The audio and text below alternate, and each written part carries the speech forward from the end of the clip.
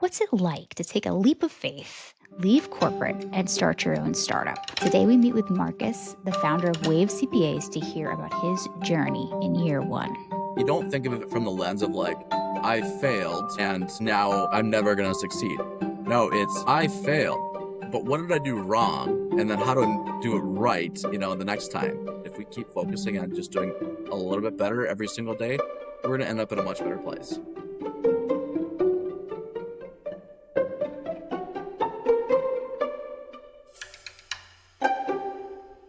Today, we have Marcus Rien, a scratch golfer, CPA turned tech founder, and one of the sharpest financial operations minds I've met. We're going to talk about why he left the corporate world to build a startup, what year one has taught him, and how his platform is helping other companies grow smarter and faster. Hello, Marcus. Hey, Chelsey, thanks for having me on today. Hey, it's going to be a blast. You know me, I like to have a good time. We actually met in real life for the first time at the PGA tournament in Charlotte. And you're not from Charlotte. Not from Charlotte, nope, just from Minnesota. Went down there with a couple of the guys and got to meet the brilliant Chelsey Reynolds here. And here we are today. I'm nervous in person sometimes talking to strangers, but it was great. See, I've started to be more open and saying hello to strangers, and we had a nice little relationship now. Yeah, I think it's our open personalities, our just kind of upbeat mindset, and it worked out for both of us. Here we go. So tell us a little bit about your background. Yeah, so I spent 7 years in private accounting, doing accounting, financial analysis, mergers and acquisitions, a little bit of risk management, did some systems implementations, and had that kind of nice rounded private company experience. And then I went to work in public accounting for the fifth largest CPA firm in the world at that time, and got some real world exposure into how our profession as a CPA operates, and was able to parlay that into a client that I had. They were looking for a internal controller, and so they hired me on directly, and was able to help that company build basically its entire back office from the ground up. They were a renewable energy company in the solar development space, and really enjoyed my time there and being able to basically bootstrap with money. So I don't know if it's technically bootstrap, but I got to build the entire back office up with the private equity group that was back in the company. So it was nice to have that capital to do those things. And so I got real world experience as to what it was like to build a startup from scratch. Nice. And then what is Wave CPA and what problem are you guys solving? Wave CPAs is a marketplace. It connects businesses to entrepreneurial CPAs. These are technically contractors, independent contractors that come on the platform, and they're looking for clients, are looking for financial stability. They're looking for the ability to choose what clients they work on, whether they're working in person, remote, or hybrid, and then they're able to choose through the contracts on the platform how many they take on and how many hours of work they work each week. The great part about the platform is that the contracts have a start and an end date. So they can kind of choose if they want to flex up their work schedule in the summer months or even the winter months, depending on where they live and what they want to be doing in those seasons. They can, or they can flex down and schedule those out. But then on the company side, they're getting a fractional expert, a financial expert, without the overhead and the full-time cost of that resource. So it's kind of a win-win for both sides. Businesses can find financial expertise, and CPAs get to build a career that's meaningful to them. Most startups I've seen that do really well have a very specific problem they're solving. It sounds like you do.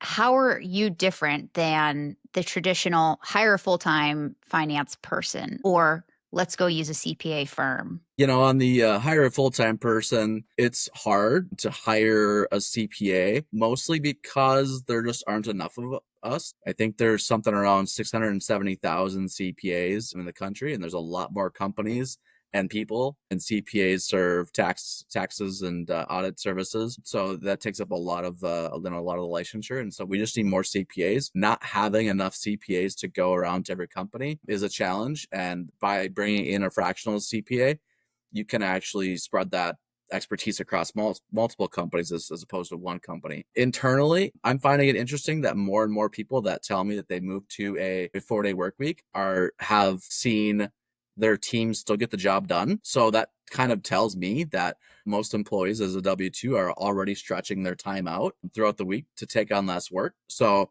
maybe it's possible that they're actually only doing 20 to 24 hours of work in a week. And a fractional CPA is going to fulfill that requirement anyways. So why not pay a fraction of the cost and still get the same amount of work done? But, from someone that, has a tested career and experience and a CPA designation to show that, they've taken those tests and they understand the concepts of business and finance. You kind of started as your first CPA doing this fractional work through your marketplace. You were the first case study, I That's guess. right. Yeah. Right. So, what did you find enjoyable as switching from full time to being an entrepreneurial CPA using Waves? Yeah, I mean, there's a couple things that I've enjoyed about it. One, the flexibility, being able to choose what clients I support, industries that are meaningful to me. Yet at the end of the day, it's I'm my own boss, so I get to choose. Certainly, the compensation definitely is a little bit different structure, but rather than being tied down to one job and having one source of income, I really like the fact that I can have multiple streams of income from multiple companies to kind of help the ebbs and flows of business and bring more financial stability into my life.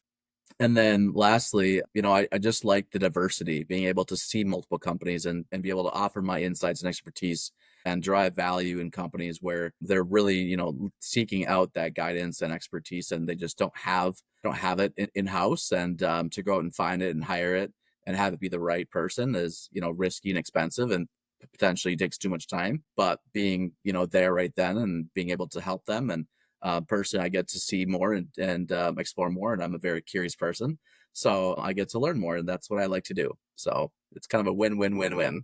If you're somebody who's full time as a CPA, say they're still in a firm or they're still got a corporate job at one company, is there the ability to moonlight or just take on a few hours a week with Waves?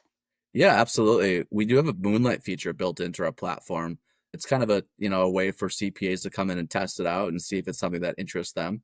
Certainly, we want to make sure that they're not breaking any rules or any laws or violating any of their employment agreements. But I've definitely seen contracts before that allow moonlighting for their employees. So, if you're a CPA with that kind of flexibility with your company, this is something that you can come on and do. Given that we have a minimum requirement of 5 hours per week for a CPA, that you could give 5 hours a week for one client and test it out and see what you think, and maybe even extend that and go to two clients a week and take that on and see how that works for your life. But certainly, it's a way to generate a little bit more income than your current W-2 job if that's what you're looking for.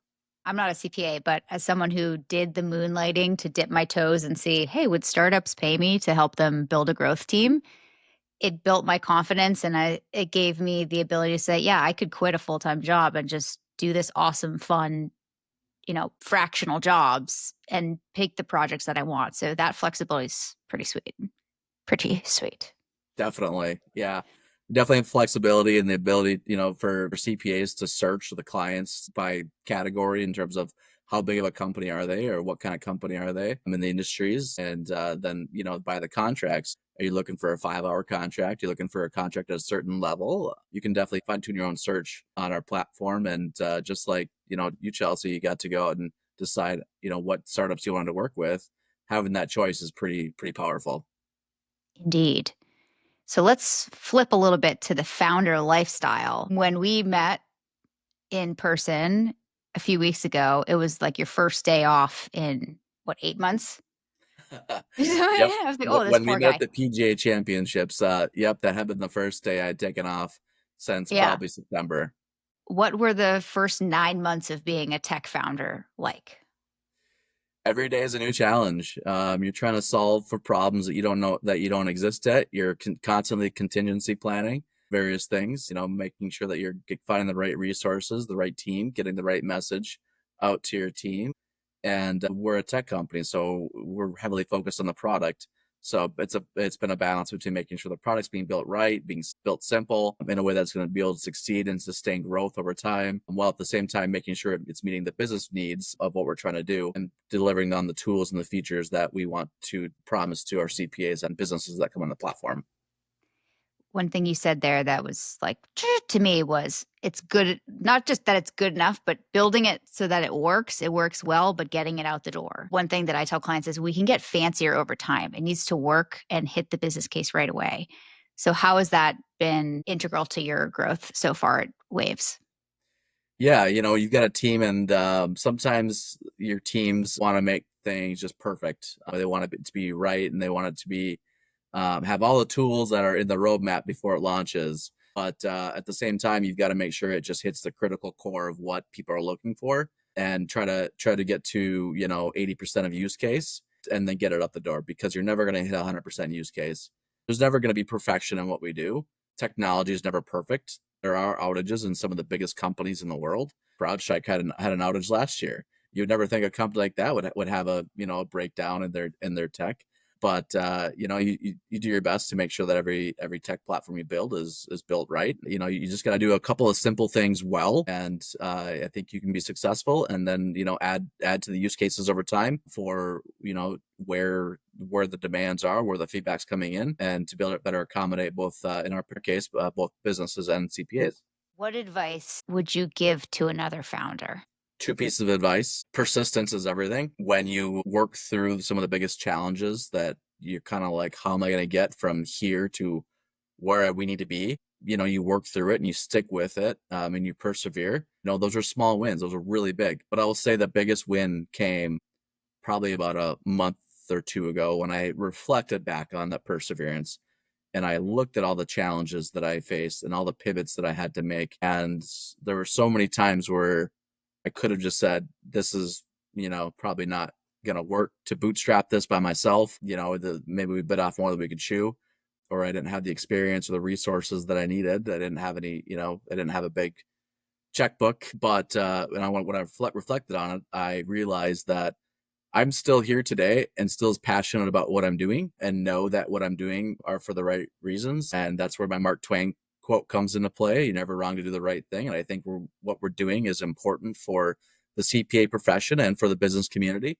So, I was able to sit on that feeling and that understanding, and then the reflection of all the times that I was faced with adversity and persevered. That's where that you're doing the right thing. So for founders that are going through difficult times, you're going to hit that point where you're going to reflect on everything, and you're going to know that you're still in the right place, and it'll help you push through to every finish line that you need to hit.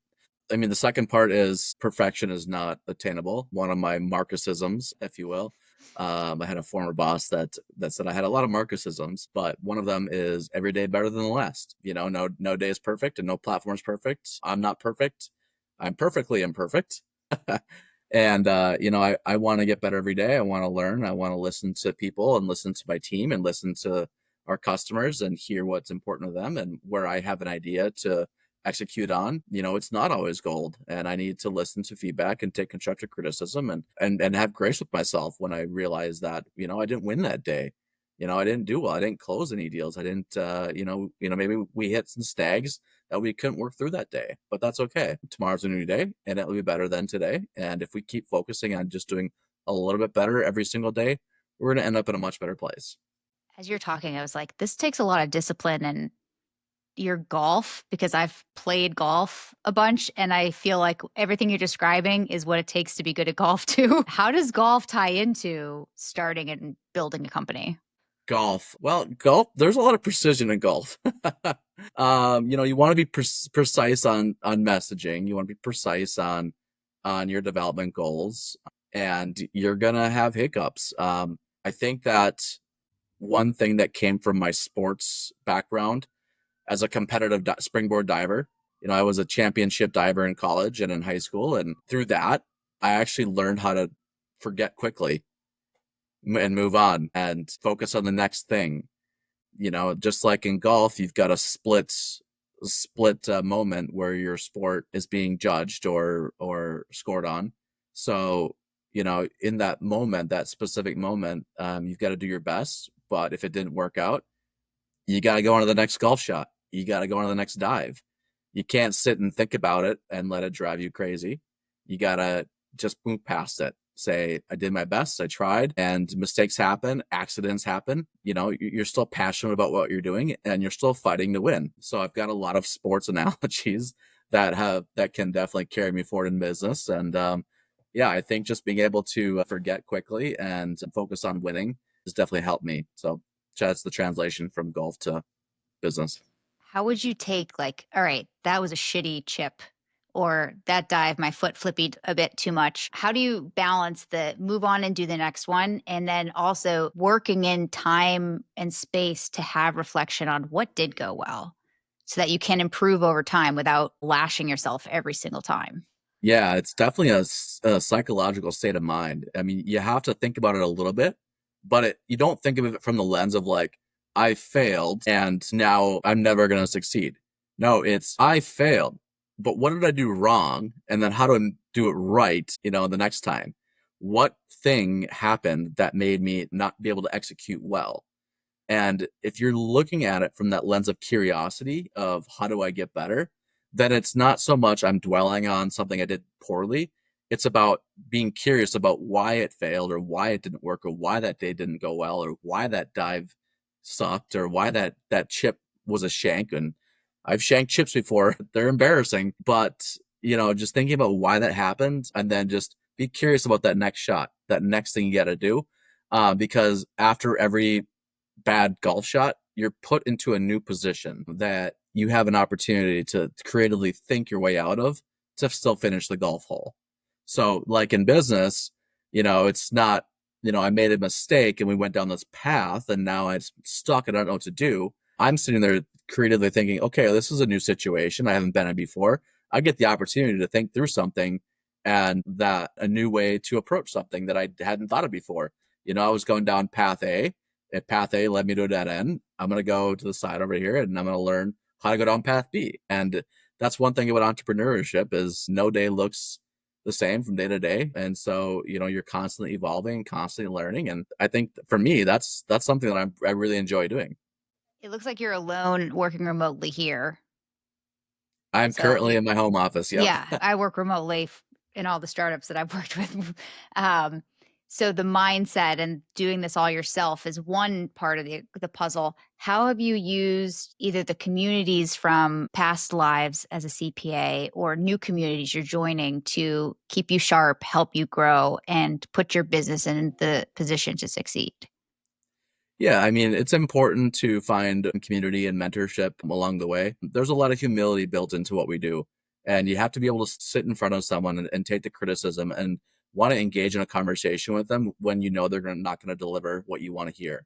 But to be able to take that information and grow from it and learn from it is incredibly important. And so I've been able to pull from mentors in my past, new mentors that I've met, and I'm grateful to have people that are in my life to tell me their opinion, not just be kind of, yeah, you've got a great idea and this is a great platform and it's going to be successful.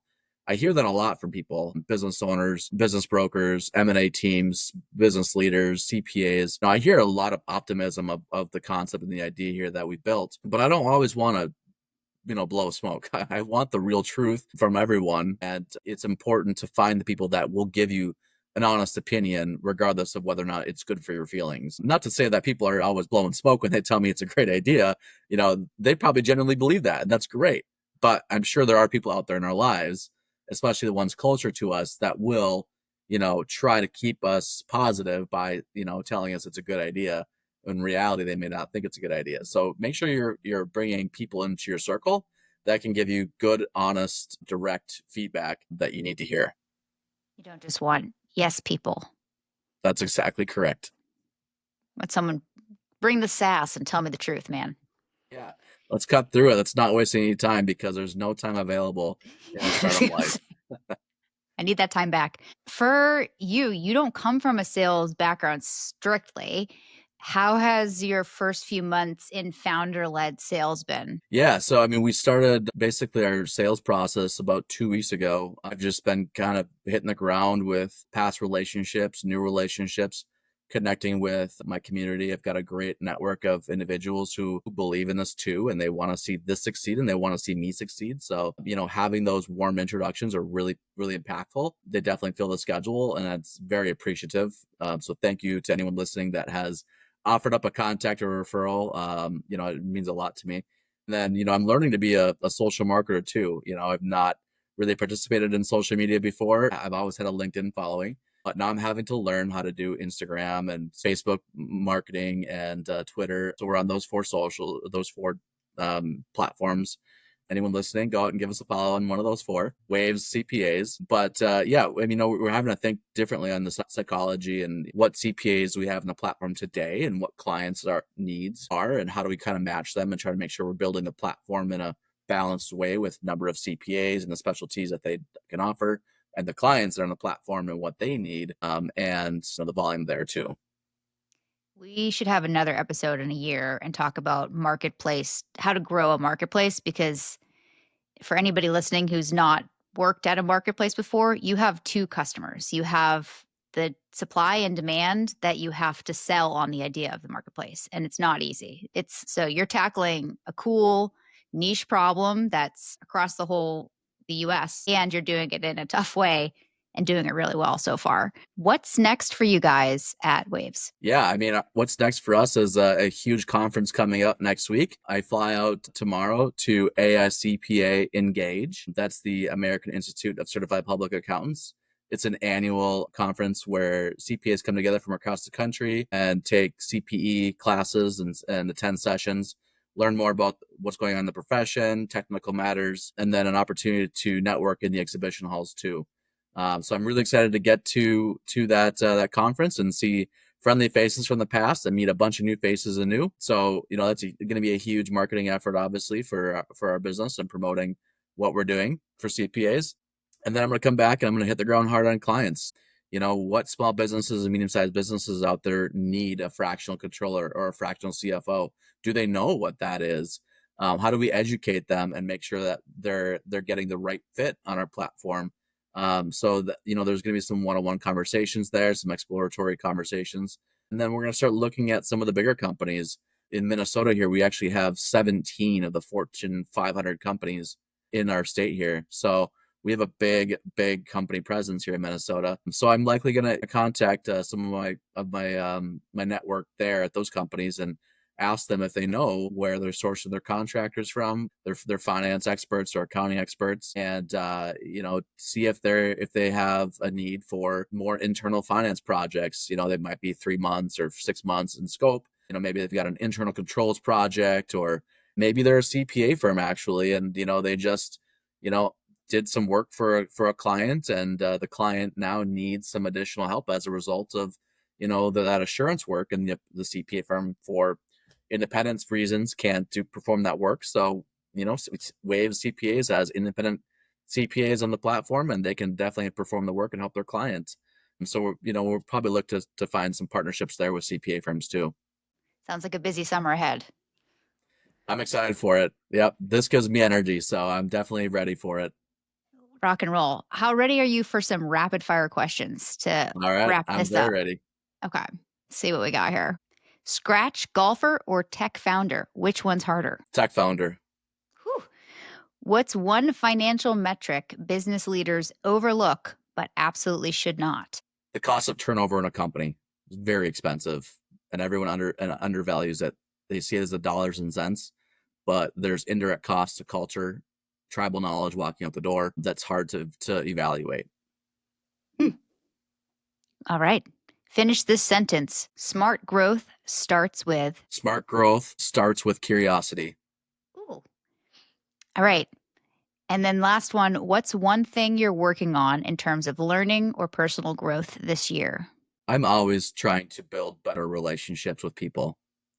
It is something that I will try to do for the rest of my life. I love connecting with people. I love being a super connector. I want to learn to be a more empowering figure for people. I want to inspire people. I want to see them succeed. I want to see that belief grow inside of them. Um, I hadn't intended on showing this, but as I'm talking about it, like, I have this brick that says belief inspires success. And it's actually called a legacy brick that is outside of US Bank Stadium in Minnesota. And it's one of, I don't know, 300 or 400 bricks that make up the bottom of the ship, Oh, cool. of the Viking ship outside of US Bank Stadium. And that's my legacy brick. That's what brings meaning to my day is, am I empowering people? Am I inspiring people? And am I helping them succeed? So, having a platform that does those things for businesses and CPAs, is definitely meaningful to me. So I need to continuously learn how I can connect with people and help people. And, even though I've been doing it for a long time, there's always room for growth and for improvement. We're going to put some links in the description, but if somebody feels empowered from this and wants to reach out, or has questions and wants to reach out, or wants to get to know Waves CPA, where should they go first? My LinkedIn is a great starting point. I can definitely be reached there.